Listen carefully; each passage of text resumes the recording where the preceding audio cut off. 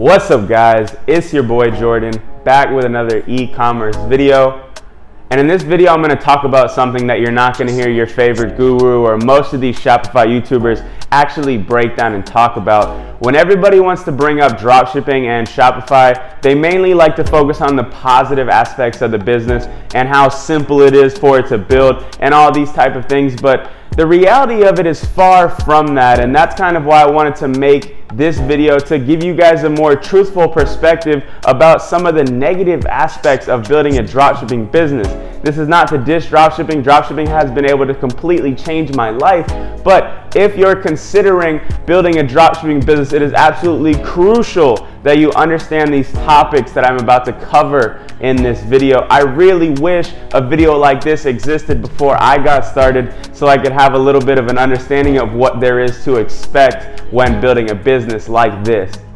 If you like the quality of my content, please give me a thumbs up and hit that subscribe button down below. I would really appreciate if you join the family.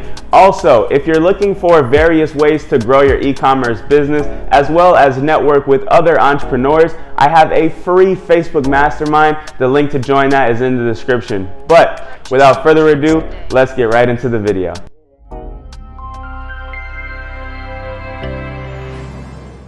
So I really want to focus on 4 key concepts that you really need to understand in depth before starting a dropshipping business, or even if you have a dropshipping business at the moment and it's just getting started, this video is going to be crucial for you to actually watch all the way through. Now, as I said previously, dropshipping is an amazing business model that isn't going anywhere, but just like building any type of business, there are going to be negative aspects to it, and it is so crucial that you understand these negative aspects. So the first negative aspect about dropshipping that comes to mind that you don't hear too many people talking about is actually the pain period of getting the business up and running and actually taking that first step and getting the gears turning. So let me give you a little bit more of a concrete example about what I'm talking about. So when you first start doing anything in your life, it is going to come with a significant level of challenge, and it's going to require a lot of determination to actually push through that initial challenge that is presented to you. The challenge could be in terms of financial, it could be in terms of approval from your friends, it can be in terms of the mindset that you're battling internally. But the difference between the people that are successful and the people that try it and give up are simply the fact that the people who really want to make it work stick through what I like to call this pain period. Now, a good example in my case is that when I was building my business, a lot of my friends and some of the people close to me really were not supportive of this vision that I had, that I could really grow something to the level that it's at today. And you'd be surprised that a lot of the people who are trying to build a business experience very similar things in the process. If this is something that you're experiencing in building your business, the simple solution is to set a clear aim as to where you want to be within your business, and then simply put the work in and day out, and block out all of the noise from everybody who doesn't believe in you until it gets to the point where they're asking you to work for you. And you know, it's funny to say that, but that is the reality of what's actually happening in my life. Some of these people that were dissing me when I first started are seeking to now work with me and want to know more about what I'm doing. And you'd be surprised to find that it'll be similar in your case, so long as you can do those things that I said, such as perseverance and have the determination to get to where you need to be. So the pain period aspect of it all is sort of a no-brainer if you've ever done anything somewhat difficult in your life, whether that be going to the gym, studying for a final exam, or building a business. The pain period is inevitable in whatever element of your life that you want to be successful in. And if you're going to be successful, you have to stick it through this pain period. Even on the days when you wake up and you don't feel like doing what you want to do, you're still going to have to keep going. So anyways, that is the first point that I wanted to make about one of the negative aspects of dropshipping, is actually that initial time frame, whether it be 1 month, whether it be 6 months, is different time frames for everybody, but it's going to be a painful process to actually get started and start building that business, because you're going to be hitting bumps and actually running into some issues along the way. And that is actually the second point that I want to talk about. And I want to share with you guys some of the specific issues that I've had in building my successful business. The biggest excuses that I hear from people is that I don't have enough money. How can I possibly build a business in this space? And let me tell you firsthand, one of the biggest problems that I had in building my business was related to my financial situation. The thing is, you cannot let that limit you. You have to simply be able to grind and find a solution to whatever problem you're having financially. So, for some people, if you have a skill set online, you can simply market that skill set and make a little bit of side income using that and use that money to grow your store. To other people, you can get a job. There's nothing wrong with getting a job so long as you see it as a means to an end. Get your job, stack up your money, and put that to the side for your business. So one of the biggest issues that I faced in building my business was on the financial aspects of things. I didn't start with a lot of money, and when we were initially testing products in the store, I burned through my entire budget in less than a month's time frame. But I didn't give up at that point in time because I knew the point that I wanted to be at, and I knew what it would take to get to that point. So if you're in a similar position, you have to understand that it's very possible to work out the kinks of that situation and actually push through and make it happen.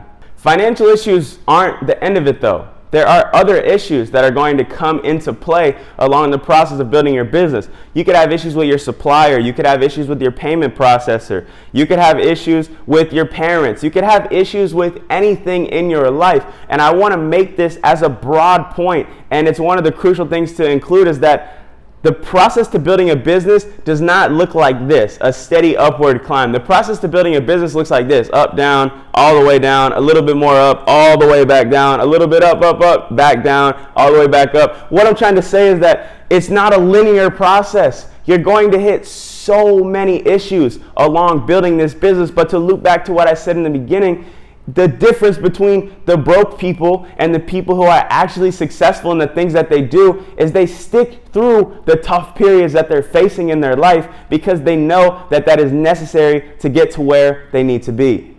So look, the first 2 points, I want to break them down real quickly again. You're going to experience a pain period in your business. And along that pain period, you're going to face a multitude of issues. But if you're really trying to be successful, you have to stick it through those issues.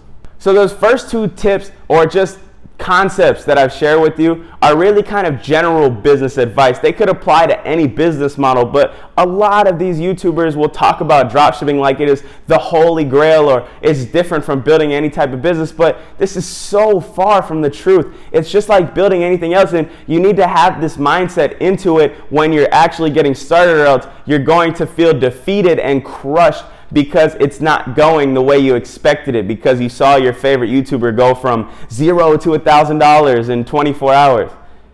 That's not the reality of it. If you're skilled and you have the marketing skill set and you know what to do, of course you can do numbers like that. That's nothing. But if you're just getting started, you cannot expect that. That is some of the laziest stuff you can put into your mind. So be prepared to work your ass off and not quit when issues get faced in front of you. There's 2 more key concepts that I want to cover about the negative sides of building a dropshipping business, and I'm going to go through and do that now. So this one is a little bit more specific to dropshipping, and it is that sometimes in your business, you will feel like you have no control. You will feel out of control. And this could apply to the Facebook ads platform. I see a lot of people say, oh, Facebook's dead, or Facebook's out to get me, or Facebook's drunk today. It could apply to your AliExpress supplier who one day vanishes and you no longer have your product that you can source. It could apply to your PayPal that gets limited with thousands of dollars that you can't touch anymore. These are elements that are 100% out of your control. So how in the hell could you possibly solve or make these issues okay? Well, the solution is simple. You have to learn to accept those things that you have no control over and simply focus as much as you can on the things that you truly can control. Now, that's a really broad statement, and some of you might be like, oh, well, that doesn't help me at all in my situation. So maybe I will give you a better example of what I'm talking about. 2 examples. First example I'm going to give with you is Facebook ads. So if you're out there and you feel like Facebook ads are drunk and they're just not working for you and it's not working right, you need to have a little bit of thought process towards all of this. So first and foremost, you need to understand that just because it doesn't work for you doesn't mean that the whole entire platform is not working. There are tons of people that are using this platform to make a fair amount of money, and just because it doesn't work for you doesn't mean that they're not still crushing it. So how do you think it's possible that these people are still making it work? The answer is simple. They're focusing on the elements that they have control over. And what are those? Finding better products, creating better content to deliver to their audiences, focusing on providing a better experience for the customer, writing good ad copy, creating good videos. They're focusing on actually doing good things instead of just thinking about the money in their pocket and how they can get money out of the customer. These are the certain things that you need to do if we're talking about Facebook ads. Another example I can give you is a supplier example that I experienced firsthand. So when I was scaling one of my old winners back in November, we scaled the product so fast that we actually had bought out every single AliExpress supplier that had the product. We bought every single unit that they had, and there was a halt in the production because of this issue. And it wasn't necessarily because we bought everything, but it was just because we couldn't purchase any items from AliExpress. And since we were kind of playing small ball, we were doing, 6 figures on that product, but in China that doesn't really move too much, especially if it's across multiple suppliers. We couldn't get the units moved, and it felt completely out of my control. So what did I do? Did I sit there, stare at my computer screen and say, man, this is it. It's a done deal. I don't know what I can do. I'm going to have to shut down the business. No, I had to actively seek out an alternative solution. And what was that solution? We had directly reached out to the manufacturer. We had determined how many units they could produce for us. We ordered the product in bulk quantity, shipped it to a fulfillment center, and had them fulfill the orders. That is being proactive. That is focusing on the things that I can control. Instead of going on the Facebook groups and being like, oh man, I'm screwed. I don't know what to do here. All this product is bought up. All my customers are going to get mad. No, I objectively thought for hours. I figured out a solution and I put the work in to make it happen. So this is the type of things that you have to do. You have to understand first and foremost, certain things are going to be out of your control and you need to learn to accept those things. And then you need to focus on what you can control and go all in on fixing and solving those specific problems. All right, so that covers the first 3 points that I wanted to talk about in terms of the negative side of dropshipping. And I just want to end on this one last key concept that you need to understand. And this isn't applied to just dropshipping. This applies to life in general. So you have to understand that no amount of money is going to make you happy. So it sounds like a dark and like bleak type of statement, but it is simply the reality. Now, I am not going to lie to you. Money will improve the situation of your life and the quality of your life. But money only enhances the type of person that you were before you started getting money. So if you were a depressed person before you started getting money, making money is not going to magically turn you from depressed to happy. You're just going to be a depressed person with a lot of money.